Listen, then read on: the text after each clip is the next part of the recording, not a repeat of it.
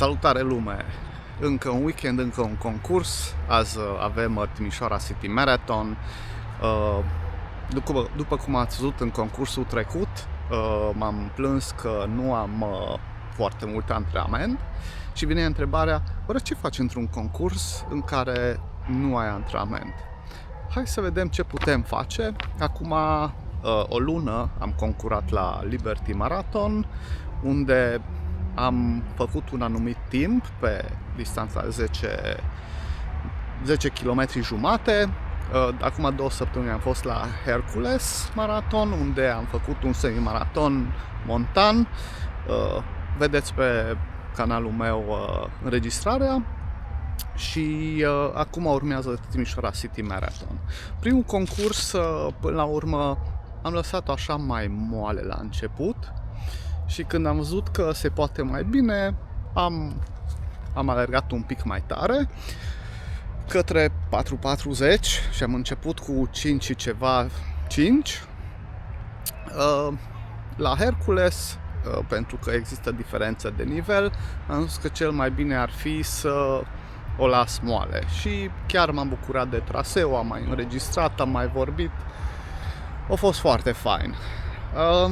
În concursul de azi o să încerc de la început să trag destul de tare.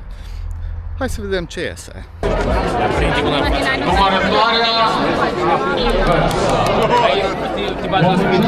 Iată, începe concursul. Suntem aici și cei de la 10 km și de la semi-maraton. 10 km nu va fi 10 km, va fi 10 jumate. Hai să vedem numărătoarea inversă. 2.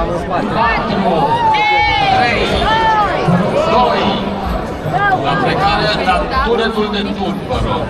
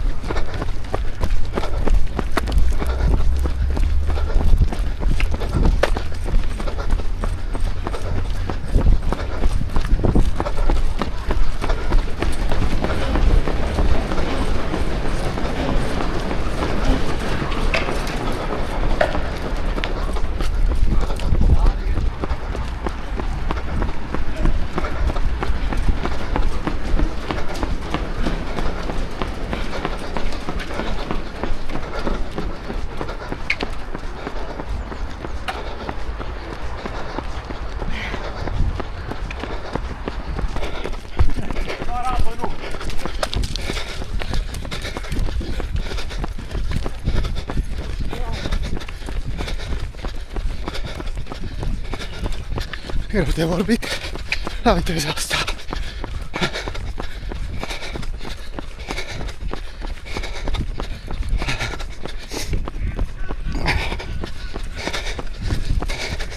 Suntem după kilometru 4-300.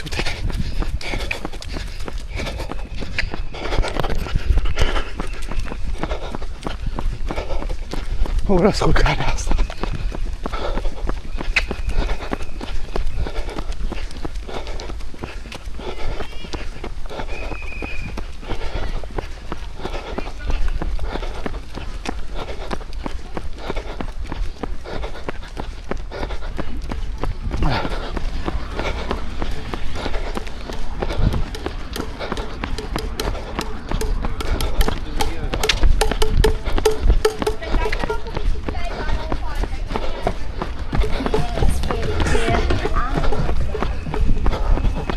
Hai! Hai!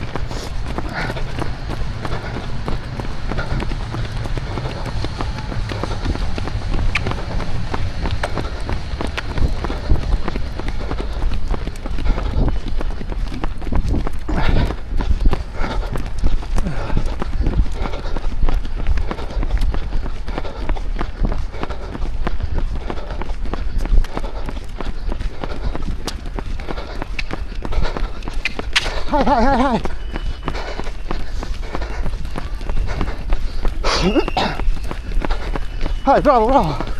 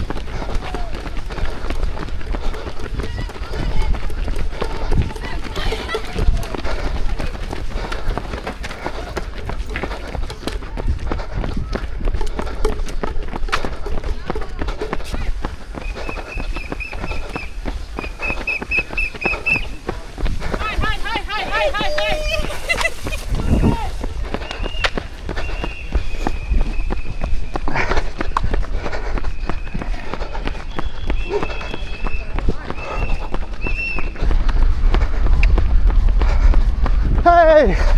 Salut!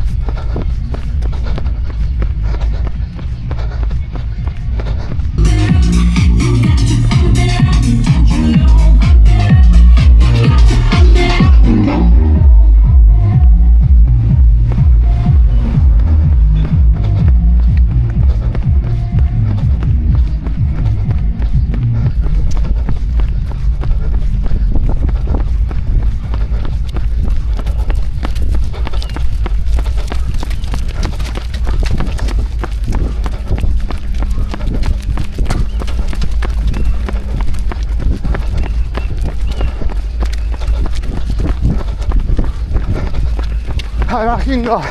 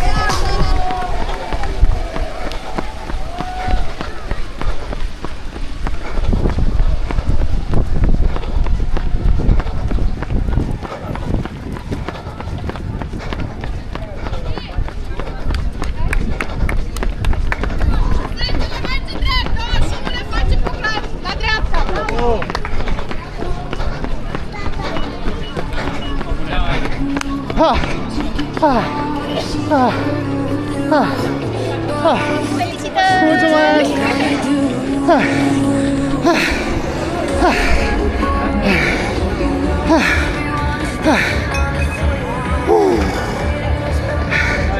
Doamnelor și domnilor, vreau să vă atrag atenția că la această probă participă și persoane de peste 60 de ani care la mulțumite și-au făcut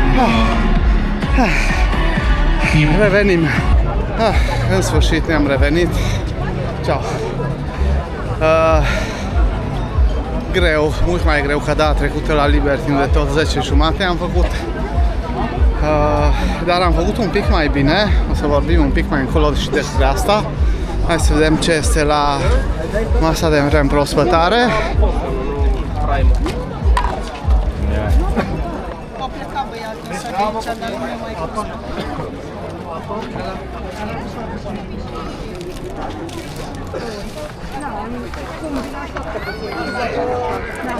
general, de o categoria că mi Cursa e gata. Am alergat cu un pace mediu de 4:49, ceea ce îi cu 3 secunde mai bine ca și cum am alergat la Liberty Marathon. Hai să vedem ce am făcut la Liberty Marathon față de ce am făcut acum. La Liberty Marathon, cum nu știam în ce formă sunt, am ales să pornesc prudent. Asta înseamnă, cred că primul kilometru a fost 5:16, după care am mers undeva acolo în jur de 4:55 și undeva pe la kilometru 7 când am intrat, m-am uitat, eram destul de ok la puls și am spus hai că pot să trag mai tare și am intrat în 4:40. Bun, între timp am mai făcut o cursă montană, am mai alergat un pic de viteză săptămâna trecută, bucăți de 1 kilometru și am spus hai să facem altfel. Primii 2 kilometri să trag un pic mai tare, gen 4:40 și astfel câștigam undeva la 50 de secunde pe primii 2 kilometri față de data trecută, după care să reduc înapoi la 4:55, să mă odihnesc un pic și ca și data trecută la Liberty să trag pe ultimii 3 km. Apoi nu a ieșit așa că după primul kilometru în loc de 4:40 cred că l-am făcut cu 4:20 ceva și am obosit prea tare, nu mi-am mai primit suflul înapoi, așa că n-am mai reușit să trag cum am tras la Liberty. Și acum vine întrebarea, dacă nu ești antrenat, cum să alergi? Cu toate că acum am alergat mai tare, cu 3 sau 4 secunde pe kilometru, m-am simțit mult mai bine la Liberty. Dar asta e, până la urmă, ideea este că nu o să facă nicio diferență, orice strategie ai alege. Dacă vrei să te simți bine, da, încerci, pornești ușor și dacă mai ai suflu, termini cu cât poți. Dacă vrei să dai tot, și asta e ok, poți să termini cu un timp mai bun, cu câteva secunde, poate un minut, dar PB-ul meu fiind la 4.20, în niciun caz nu o să facă o diferență orice strategie alege. Deci, eu cred că prima strategie ar fi cea mai bună, pentru că ești din concurs, ești fericit și da, nu-i... Azi a fost greu. Nu știu, poate am fost și un pic obosit, dar până la urmă a fost bine. Important la sfârșit să fim fericiți. No, bine, cam atât pentru azi. Să aveți o duminică plăcută și ne vedem data viitoare. Cine știe care o fi aia, pentru că pare că sezonul sportiv s-a terminat, alte concursuri nu știu în zonă, așa că ne vedem pe unde. Numai bine!